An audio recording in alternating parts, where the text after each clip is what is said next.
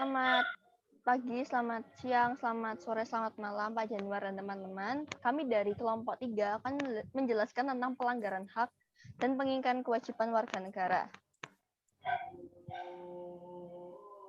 Saya Catherine Pora, nomor presensi 6. Saya Kristina, absen 7. Saya David, absen 8. Saya Dominikus, absen 10. Saya Evangelio, nomor absen 13. Saya Jason, absen 15. Saya Kevin Dafta, nomor absen 20. Saya Livia Marcelita, absen 22. Saya Maura Mabel, nomor absen 23. Saya Melia, nomor absen 24. Saya Salvi, nomor absen 29.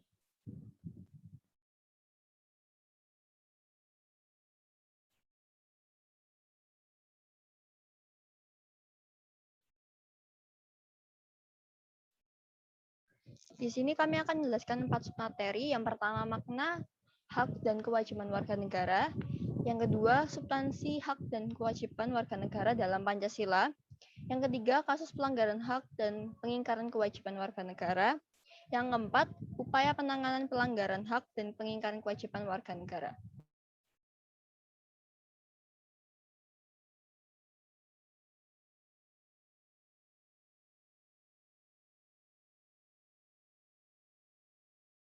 Pertama, saya akan menjelaskan tentang makna, hak, dan kewajiban warga negara. Yang pertama, saya akan menjelaskan pengertian dari hak. Jadi hak merupakan semua hal yang Anda peroleh atau dapatkan seperti kewenangan untuk melakukan sesuatu. Setiap hak yang didapatkan merupakan akibat dari dilaksanakannya kewajiban, yang artinya hak dapat dimiliki jika kewajiban diselesaikan. Misalnya, seorang pegawai yang berhak mendapatkan upah jika pekerjaan atau tugas yang diberikan padanya telah diselesaikan. Kemudian saya akan menjelaskan tentang hak asasi manusia. Hak asasi manusia adalah hak yang melekat pada diri setiap pribadi manusia. Oleh karena itu, hak asasi manusia berbeda dengan hak warga negara. Hak warga negara merupakan seperangkat hak yang melekat dalam diri manusia dalam kedudukannya sebagai anggota dari sebuah negara. Hak asasi sifatnya universal, tidak terpengaruh status kewarganegaraan seseorang. Akan tetapi, hak warga negara dibatasi oleh status kewarganegaraannya. Dengan kata lain, tidak semua hak warga negara adalah hak asasi manusia.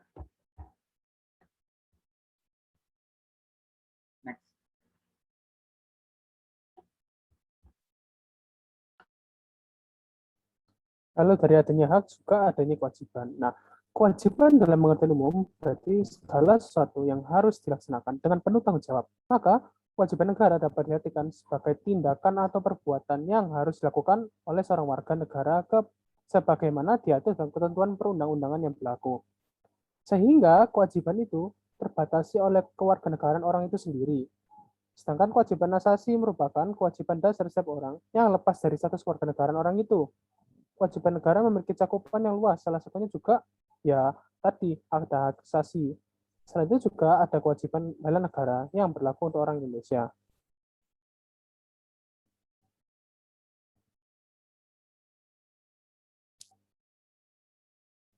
Nah, hak dan kewajiban itu warga sendiri itu merupakan dua hal yang saling berkaitan. Keduanya itu memiliki hubungan kausalitas atau hubungan sebab akibat.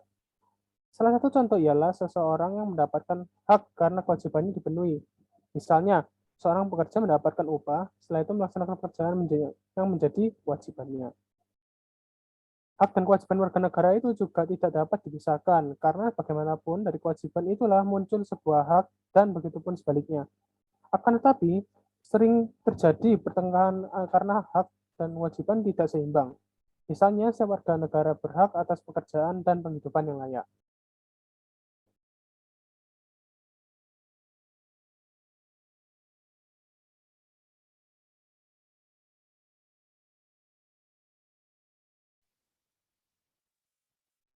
Hak dan kewajiban warga negara dalam Pancasila. Yang pertama, nilai dasar berkaitan dengan hakikat kelima sila Pancasila, yaitu yang pertama nilai ketuhanan, Yang kedua, nilai kemanusiaan. Yang ketiga, nilai persatuan. Yang keempat, nilai kerakyatan. Yang kelima, nilai keadilan. Nilai-nilai dasar ini juga bersifat universal, sehingga di dalamnya terkandung sifat-sifat tujuan, cita-cita, serta nilai-nilai yang baik dan benar. Nilai ini bersifat tetap dan melekat pada kelangsungan hidup negara. Next.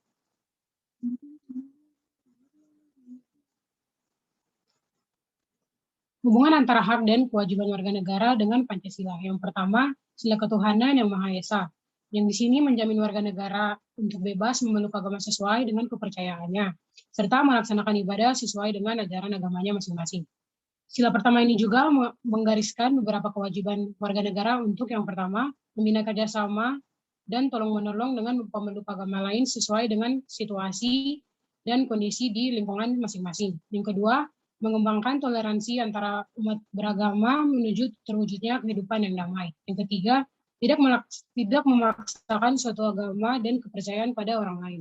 Sila kedua, yaitu sila kemanusiaan yang adil dan beradab. Yang dimana di sini menempatkan hak setiap warga negara pada kedudukannya yang sama dalam hukum, serta memiliki hak-hak yang sama untuk mendapatkan jaminan dan perlindungan hukum.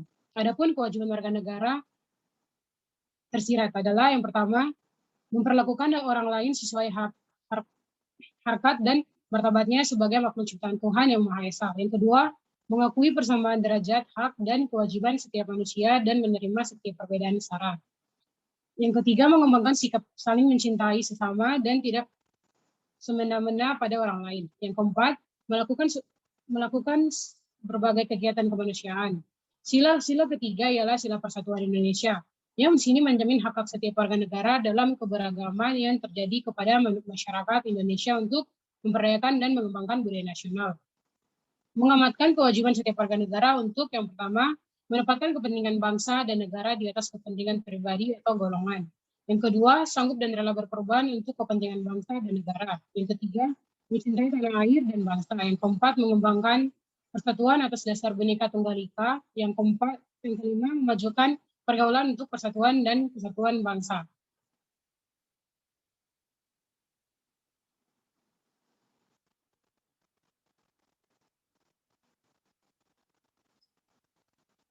Yang keempat, sila kerakyatan yang dipimpin oleh hikmat, kebijaksanaan dalam pemusyawaratan dan perwakilan. Dalam kehidupan pemerintahan, bernegara, bermasyarakat yang berdemokrasi ini, sila ini menjamin partisipasi politik warga negara yang diwujudkan dalam bentuk kebebasan pendapat dan berorganisasi. Hak berpartisipasi dalam pemilihan umum untuk yang pertama, mengutamakan musyawarah mufakat dan setiap pengambilan keputusan. Yang kedua, tidak memaksakan kehendak pada orang lain. Yang ketiga, memberikan kepercayaan kepada wakil-wakil rakyat yang telah terpilih untuk melaksanakan musyawarah dan menjalankan tugas-tugas sebaik-baiknya. Yang terakhir, sila keadilan sosial bagi seluruh rakyat Indonesia, yaitu mengakui hak milik perorangan dan dilindungi memanfaatkannya oleh negara, yang memberikan kesepakatan sebesar-besarnya kepada masyarakat dan setiap warga negara untuk yang pertama, mengembangkan sikap gotong royong dan kekeluargaan dengan masyarakat di lingkungan sekitar. Yang kedua, tidak melakukan perbuatan yang merugikan kepentingan umum dan suka bekerja keras. Selanjutnya,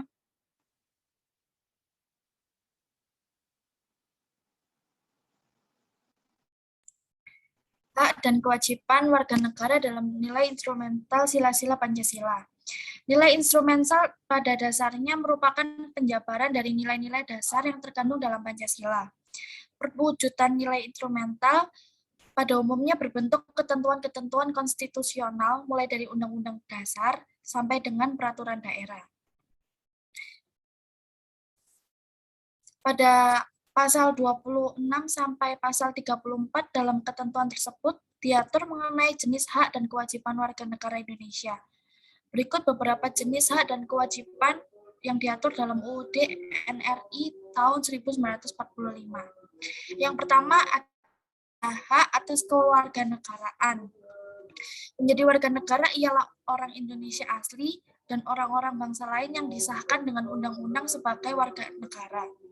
Adapun yang menjadi penduduk Indonesia ialah warga negara Indonesia dan orang-orang asing yang bertempat tinggal di Indonesia. pada pasal 26 merupakan jaminan atas hak setiap orang untuk mendapatkan status kewargaannya yang tidak dapat dicabut secara semena-mena. Yang kedua, ada kesamaan kedudukan dalam hukum dan pemerintahan negara Republik Indonesia yang menganut asas bahwa setiap warga negara mempunyai kedudukan yang sama di hadapan hukum dan pemerintahan.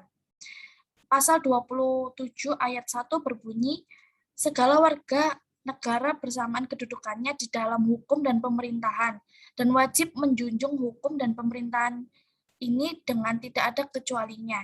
Hal ini menunjukkan bahwa adanya keseimbangan antara hak dan kewajiban dan tidak ada diskriminasi di antara warga negara mengenai kedua hal tersebut.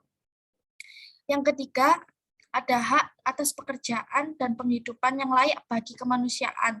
Pada pasal 27 ayat 2 menyatakan bahwa tiap-tiap warga negara berhak atas pekerjaan dan penghidupan yang layak bagi kemanusiaan. Berbagai peraturan perundang-undangan yang mengatur hal ini seperti yang terdapat dalam Undang-Undang Agraria, Perkoperasian, Penanaman Modal dan Sistem Pendidikan Nasional, Tenaga Kerja, Perbankan, dan sebagainya. Yang tujuannya menciptakan lapangan kerja agar warga tetap memperoleh kehidupan yang layak. Yang keempat, ada hak dan kewajiban bela negara.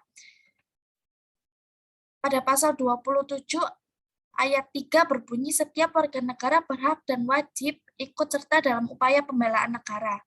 Ketentuan tersebut menegaskan hak dan kewajiban warga negara menjadi sebuah kesatuan. Dengan kata lain, upaya pembelaan negara merupakan hak sekaligus kewajiban dari setiap warga negara Indonesia. Yang kelima, kemerdekaan berserikat dan berkumpul. Pada pasal 28 menetapkan hak warga negara untuk berserikat dan berkumpul serta mengeluarkan pikiran secara lisan maupun tulisan, dan sebagainya. Dalam ketentuan ini terdapat 3 hak warga negara, yaitu hak kebebasan berserikat, hak kebebasan berkumpul, serta hak kebebasan untuk berpendapat. Tetapi tetap setiap warga berkewajiban mematuhi berbagai ketentuan yang mengaturnya.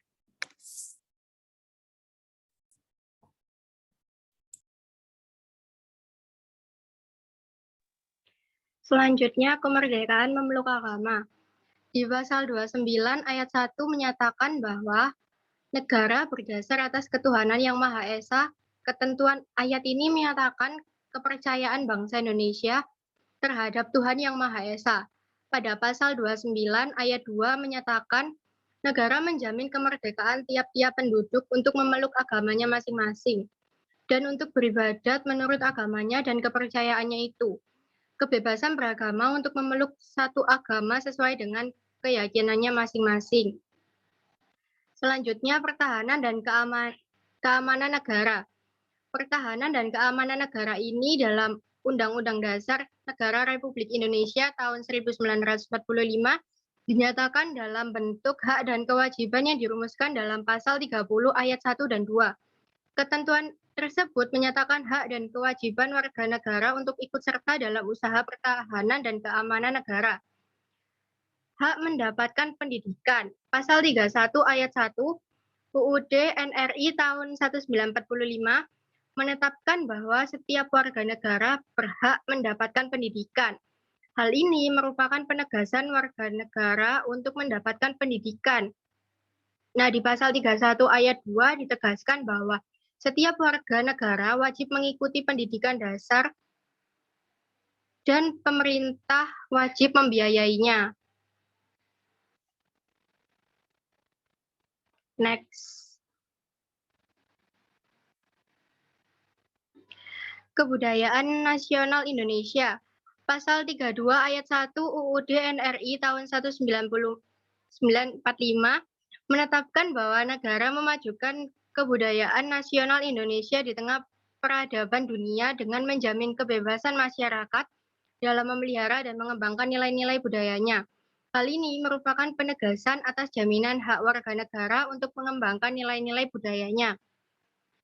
Di sisi perekonomian Indonesia, pasal 33 UUD NRI 1945 terdiri atas 1. Perekonomian disusun sebagai usaha bersama berdasar atas asas kekeluargaan. Yang kedua, bumi dan air dan kekayaan alam yang terkandung di dalamnya dikuasai oleh negara. Yang ketiga, perekonomian nasional diselenggarakan berdasar atas demokrasi ekonomi dengan prinsip kebersamaan, efisiensi, berkeadilan, berkelanjutan, berwawasan lingkungan, kemandirian, serta dengan menjaga keseimbangan kemajuan dan kesatuan ekonomi nasional. Dan yang terakhir, kesejahteraan sosial. Pasal 34 Undang-Undang Dasar Republik Indonesia tahun 1945 mengenai masalah kesejahteraan sosial dibagi atas 1. Negara mengembangkan sistem jaminan sosial bagi seluruh rakyat dan memperdayakan masyarakat yang lemah dan tidak mampu sesuai dengan martabat kemanusiaan. Dan yang kedua, negara bertanggung jawab atas penyediaan fasilitas pelayanan kesehatan dan fasilitas umum yang layak.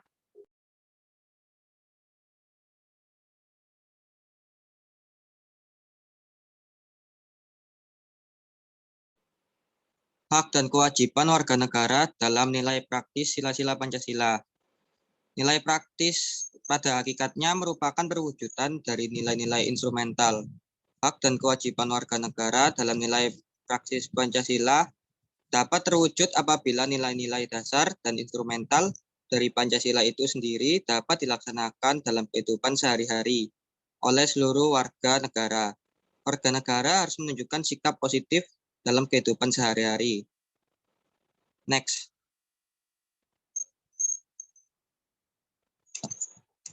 Sikap positif yang ditunjukkan sesuai sila Pancasila. Sila yang pertama, ketuhanan yang Maha Esa.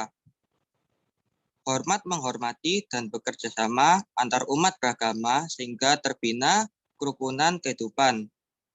Yang kedua, saling menghormati kebebasan beribadah sesuai agama dan kepercayaannya. Yang ketiga, tidak memaksa suatu agama dan kepercayaan kepada orang lain. Sila kedua, kemanusiaan yang adil dan beradab. Mengakui persamaan derajat, hak dan kewajiban antara sesama manusia. Saling mencintai sesama manusia, tenggang rasa kepada orang lain. Sila ketiga, persatuan Indonesia. Menempatkan persatuan, kesatuan, kepentingan, dan keselamatan bangsa dan negara di atas kepentingan pribadi atau golongan. Rela berkorban untuk kepentingan bangsa dan negara. Cinta tanah air dan bangsa. Next. Sila yang keempat, kerakyatan yang dipimpin oleh hikmat, kebijaksanaan dalam permusyawaratan atau perwakilan. Mengutamakan kepentingan negara dan masyarakat. Tidak memaksakan kehendak kepada orang lain, mengutamakan musyawarah dalam mengambil keputusan untuk kepentingan bersama. Sila kelima, keadilan sosial bagi seluruh rakyat Indonesia. Menjaga keseimbangan antara hak dan kewajiban. Menghormati hak-hak orang lain, suka memberi pertolongan. Next.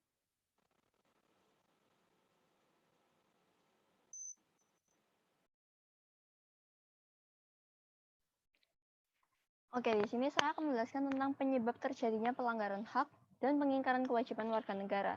Di sini ada 2 poin. Yang pertama, pelanggaran hak. Pelanggaran hak itu adalah ketika warga negara ini tidak bisa menikmati haknya yang ditetapkan oleh undang-undang.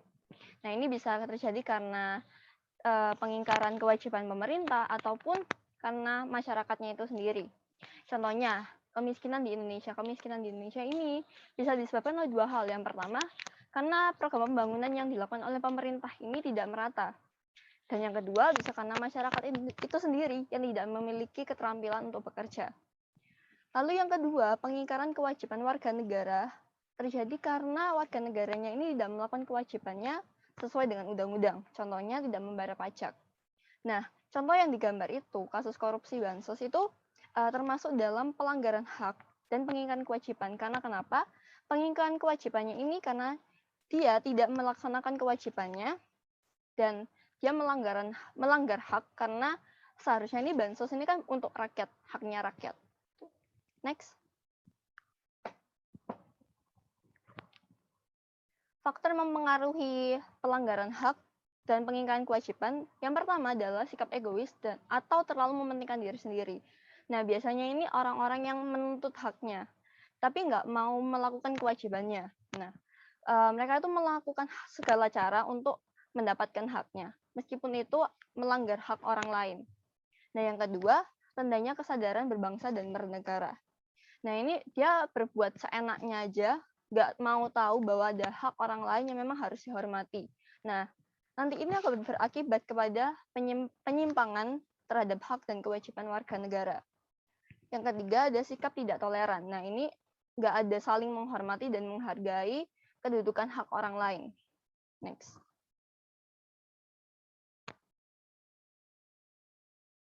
Yang keempat, ada ketidaktegasan aparat penegak hukum. Nah, di sini itu ketidaktegasan untuk menangani kasus-kasus pelanggaran. Nah, yang nanti pelaku-pelaku tersebut itu akan mengulangi hal yang sama karena nggak ada ketegasan. Nah, juga ada aparat hukum yang berbuat sewenang-wenang, yang dimana ini nggak menjadi contoh yang nggak baik buat masyarakat. Nah, penyalahgunaan kekuasaan ini bukan hanya tentang pemerintah, tapi tentang kekuasaan dalam masyarakat. Misalnya, di dalam perusahaan ada bos. Bosnya ini bertindak sewenang-wenang kepada pegawainya. Ini juga melanggar hak. Penyalahgunaan teknologi. Teknologi yang semakin maju ini nggak hanya berdampak positif, tapi juga berdampak negatif kalau misalnya disalahgunakan. Misalnya kayak penculikan sosial media. Nah, ini kan karena adanya teknologi yang semakin maju. Lalu juga mesin-mesin pabrik yang semakin canggih yang bisa menyebabkan pencemaran lingkungan yang akan mengganggu kesehatan manusia. Nah, kalau teknologi ini nggak dijalankan sesuai aturan, itu akan menimbulkan pelanggaran hak dan kewajiban warga negara juga. Next.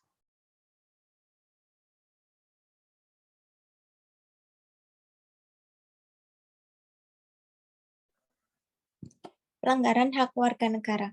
Pelanggaran hak warga negara sudah tertulis dalam peraturan perundang-undangan yang ada dan berlaku di Indonesia, tetapi masih saja ada dalam suatu negara, itu masih belum terpenuhi dan masih belum sepenuhnya dijalankan dengan baik, sesuai perundang-undangan yang ada.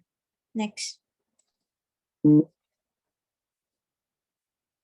Contoh pelanggaran hak beberapa contoh pelanggaran hak warga negara itu yang pertama, penegakan hukum masih belum optimal, contohnya perbedaan perlakuan oknum berdasarkan kekayaan dan jabatan. Yang kedua, merebaknya kasus pelanggaran hak asasi manusia, contohnya pembunuhan, KDRT, pencurian, dan korupsi. Yang ketiga, tingkat angka putus sekolah yang tinggi, contohnya anak-anak yang mengamen di lampu merah. Yang keempat, tingkat kemiskinan dan pengangguran yang tinggi. Kemiskinan bisa disebabkan oleh program pembangunan yang tidak berjalan dengan semestinya atau perilaku dari oknum warga negara yang malas bekerja atau tidak memiliki keterampilan. Yang kelima, tindakan kekerasan mengatasnamakan negara, contohnya itu menyerang tempat ibadah. Yang terakhir, pelanggaran hak cipta. Itu contohnya plagiat dalam membuat sebuah karya. Next.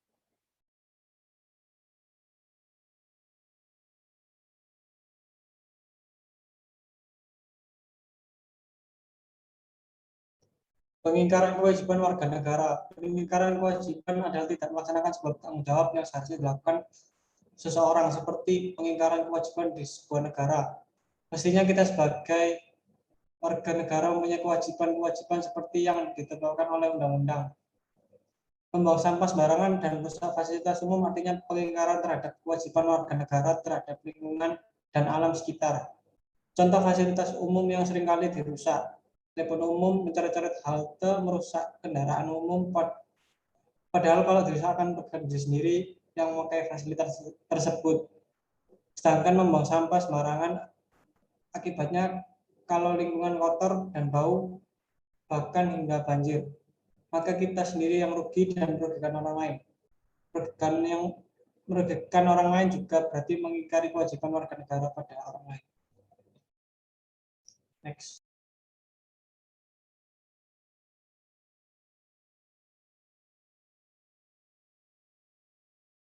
Contoh pengingkaran kewajiban: membuang sampah sembarangan, melanggar aturan berlalu lintas, misalnya tidak memakai helm, mengemudi tetapi tidak punya surat izin mengemudi, tidak mematuhi rambu-rambu lalu lintas, berkendara tetapi tidak membawa surat tanda nomor kendaraan, dan sebagainya.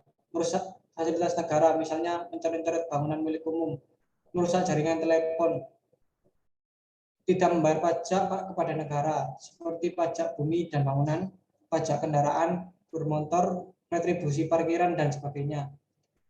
Tidak berpartisipasi dalam usaha pertahanan dan keamanan negara, misalnya markir dari kegiatan Siskampling. Selanjutnya, saya akan menjelaskan mengenai upaya pemerintah dalam penanganan kasus pelanggaran hak dan pengingkaran kewajiban warga negara. Ada sebuah pernyataan yang tertulis bahwa dalam buku materi ini, mencegah lebih baik daripada mengobati. Nah, pernyataan ini tuh sangat relevan dalam proses penegakan hak dan kewajiban warga negara di Indonesia. Nah, kemudian ada tindakan terbaik yang dalam penegakan hak dan kewajiban warga negara ini dapat kita lakukan. Caranya itu seperti apa? Jadi caranya itu dapat dengan kita mencegah timbulnya semua faktor penyebab dari pelanggaran hak dan pengingkaran kewajiban warga negara.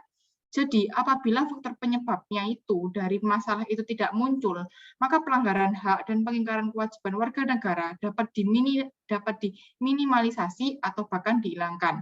Jadi, semua ini ada dari faktor penyebabnya. Jika faktor penyebabnya ini tidak ada, maka semua pelanggaran hak dan pengingkaran kewajiban ini juga tidak akan terwujud.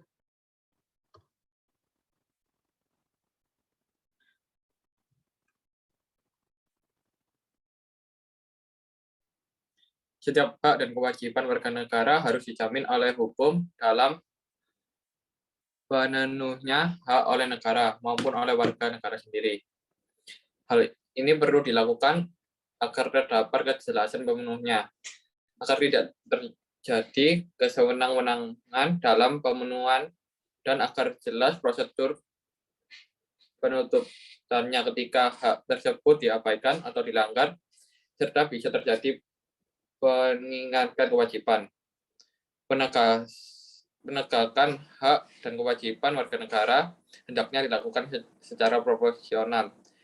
Jadi bukan untuk kepentingan meningkatkan kesejahteraan individu atau kelompok tertentu. Demikian halnya bila terjadi pelanggaran hak dan pengingkaran kewajiban, hendaknya dilakukan secara proporsional sesuai dengan ketentuan yang berlaku berdasarkan prinsip demi untuk meningkatkan kesejahteraan warga negara secara umum. Kemudian ada upaya pencegahan untuk mengatasi kasus pelanggaran hak dan pengingkaran kewajiban. Ada apa saja? Untuk yang pertama, supremasi hukum dan demokrasi harus ditegakkan. Jadi sebelumnya itu ada pendekatan hukum dan pendekatan dialogis. Kedua pendekatan ini harus dikemukakan dalam rangka nantinya dapat melibatkan partisipasi masyarakat dalam kehidupan berbangsa dan bernegara di Indonesia. Nah, kemudian para pejabat penegak hukum di Indonesia ini ada memiliki kewajiban. Ada apa saja sih kewajibannya itu? Jadi kewajibannya mereka itu adalah memberikan pelayanan yang terbaik dan adil kepada seluruh masyarakat Indonesia. Kemudian memberikan perlindungan kepada setiap orang dari perbuatan melawan hukum dan menghindari tindakan kekerasan yang melawan hukum untuk menegakkan hukum. Jadi pejabat penegak hukum ini tuh harus bersikap adil. Dan oleh karena itu pada poin pertama ini, supremasi hukum dan demokrasi harus ditegakkan. Yang kedua, mengoptimalkan peran lembaga-lembaga selain lembaga tinggi negara yang berwenang dalam penegakan hak dan kewajiban warga negara. Jadi lembaga-lembaga ini seperti Komisi Pemberantasan Korupsi atau KPK, Lembaga Ombudsman Republik Indonesia, Komisi Nasional Hak Asasi Manusia atau Komnas HAM, Komisi Perlindungan Anak Indonesia atau KPAI, dan Komisi Nasional Anti Kekerasan Terhadap Perempuan atau Komnas Perempuan. Yang ketiga, meningkatkan kualitas pelayanan publik untuk mencegah terjadinya pelanggaran hak dan pengingkaran kewajiban warga negara oleh pemerintah. Jadi, dengan pemerintah ini bersikap dan berperilaku yang baik terhadap masyarakat, maka pemerintah ini juga dapat mencegah terjadinya pelanggaran hak dan pengingkaran kewajiban warga negara oleh pemerintah yang dilakukan oleh pemerintah itu sendiri. Kemudian yang keempat, meningkatkan pengawasan dari masyarakat dan lembaga-lembaga politik terhadap setiap upaya penegakan hak dan kewajiban warga negara. Yang kelima, meningkatkan penyebarluasan prinsip-prinsip kesadaran bernegara kepada masyarakat melalui lembaga pendidikan formal maupun non-formal. Nah, contoh dari pendidikan formalnya adalah sekolah dan perguruan tinggi.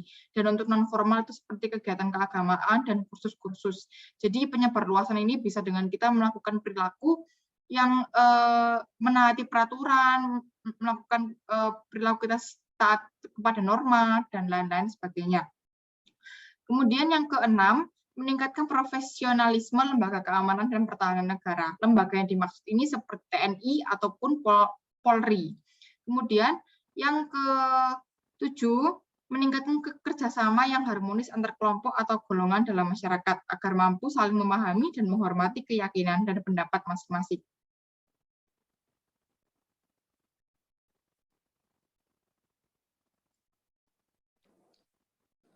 Negara menjamin kemerdekaan tiap penduduk memeluk agamanya. Yang kedua, negara atau pemerintah wajib membiayai pendidikan khususnya sekolah dasar. Yang ketiga, pemerintah berkewajiban mengusahakan dan menyelenggarakan satu sistem pendidikan nasional. Yang keempat, negara menghormati dan memelihara bahasa searah sebagai kekayaan kebudayaan. Yang kelima, pemerintah memajukan ilmu pengetahuan dan teknologi dengan menjunjung tinggi nilai-nilai agama dan persatuan bangsa untuk kemajuan peradaban serta kesejahteraan umat manusia.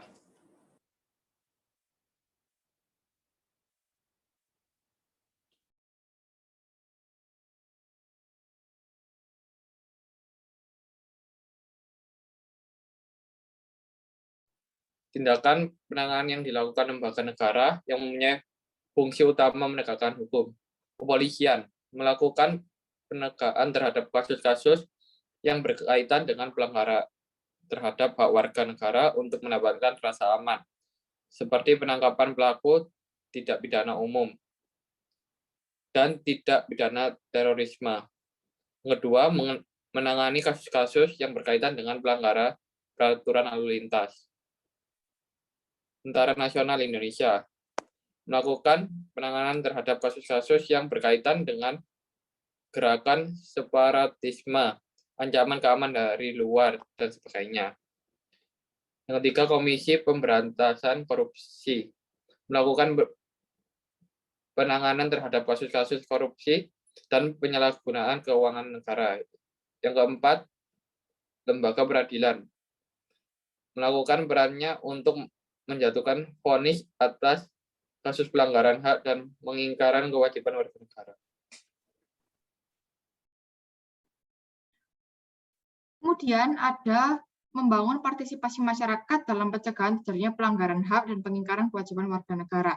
Jadi diri kita sendiri ini yang merupakan masyarakat, kita ini harus berpartisipasi dalam ketika pemerintah ini melakukan upaya pencegahan. Dengan kita berpartisipasi, maka upaya yang dilakukan oleh pemerintah ini dapat berjalan, dan dengan itu kita dapat mendukung upaya pencegahan terjadinya pelanggaran hak dan pengingkaran kewajiban warga negara.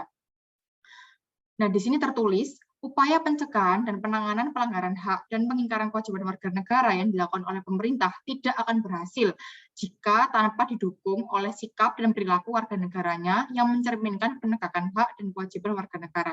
Jadi di sini kita dapat mengambil pengertiannya bahwa kita itu harus bersikap dan berperilaku yang mencerminkan penegakan hak dan kewajiban warga negara untuk membantu upaya yang dilakukan oleh pemerintah, yaitu upaya pencegahan dan penanganan pelanggaran hak dan pengingkaran kewajiban warga negara. Kita sebagai warga negara dari bangsa dan negara yang beradab, yakni bangsa Indonesia itu sendiri, sudah sepantasnya sikap dan perilaku kita ini tuh mencerminkan sosok manusia yang beradab, yang selalu menghormati keberadaan orang lain. Sikap-sikap ini itu dapat kita tampilkan atau dapat kita lakukan di lingkungan keluarga, sekolah, masyarakat, bangsa, dan juga negara. Setelah itu, kami dari kelompok 3 ada mengambil sebuah manfaat yang setelah kita pelajari dari materi ini. Manfaat yang dapat kita ambil ini tuh adalah dengan kita belajar materi pembelajaran ini, kita dapat mengetahui apa saja hak dan kewajiban kita sebagai warga negara di Indonesia. Selain itu, dalam diri kita sendiri juga terdapat sebuah keinginan agar kita ini terhindar dari masalah mengenai hak dan kewajiban atau pelanggaran hak dan kewajiban. Dengan ini membuat kita menjadi sebuah pribadi yang taat pada peraturan dan akan melaksanakan kewajiban dan hak kita sebagai warga negara Indonesia. Baik, kesimpulan dari kelompok kami adalah seseorang tidak akan hidup dengan nyaman dan tentram di bidang apapun, contohnya bidang politik maupun bidang umum. Karena dengan adanya pelanggaran dan pengingkaran, maka orang itu akan sulit di dalam menjalani suatu individual manusia yang hidup di suatu bangsa yang memiliki demokratis yang tinggi. Jadi intinya, kalau ingin tentram dan menang di dalam penjajahan, penuhi hak dan kewajibannya atau setarakan dan samakan. Semoga membantu. Sekian presentasi dari kelompok kami, semoga bermanfaat. Terima kasih.